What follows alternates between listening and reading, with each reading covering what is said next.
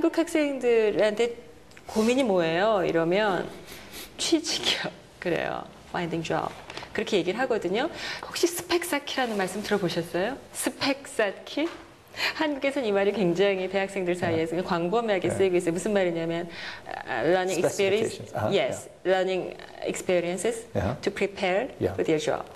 그런 얘기예요. 그래서 이렇게 오직 취직을 위해서 대학 4년을 다 걱정하고 쓰거든요. 그래서 나중에 정말 글로벌 리더가 되기 위해서 대학생활 4년 동안 이건 꼭 해야 된다라고 해주시고 싶으신 어떤 게 있을까요?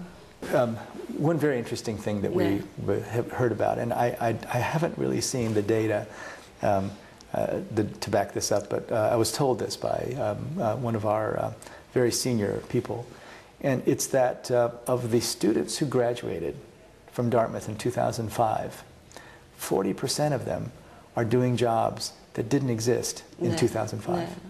So 6 years later, 40% are doing jobs that didn't exist. 무서운 말이에요. Yeah, right. 네. So this is going to happen, and it's going to happen everywhere. 네. So I would say a couple of things. First of all, for the young people, is to be a global citizen.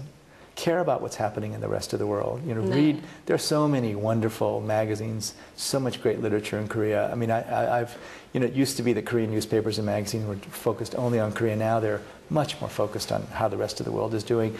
Find a way of really understanding and trying to get inside things that are happening in other parts of the world.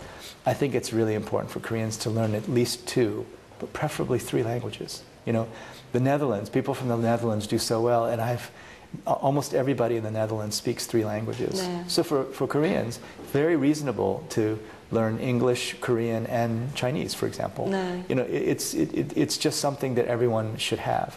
But not just study them. You really should be able to use the languages. And understand the culture as well. And understand the culture as well.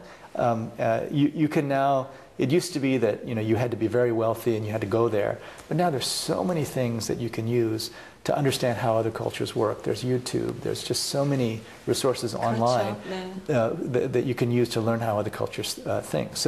So being a global citizen means that you can really have a deep sense of how people from completely different cultures can see the world, and it can be so different from the way you see the world. So those things are also really, really important.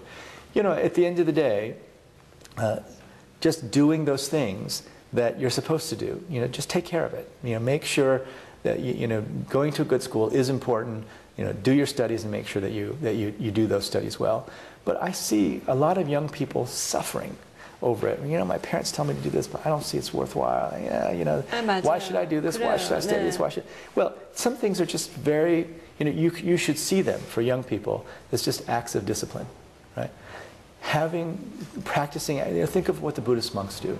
You know, my friend who's now a Buddhist monk, his job used to be, they used to make cassette tapes of the sermons of the leader, right?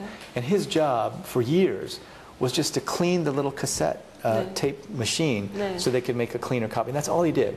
This is a Harvard graduate, brilliant guy, and he did these very small things because the Buddhists understand that doing small things with great devotion and persistence teaches you something important. So don't make an excuse. Well, I shouldn't study math because how's this going to help me in my career?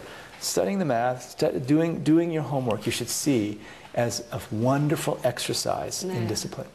And that going through this wonderful exercise in discipline, that's what's going to equip you for success in the future, because you know that when you have to do it, you can sit down, you can calm yourself down, and you can do a task.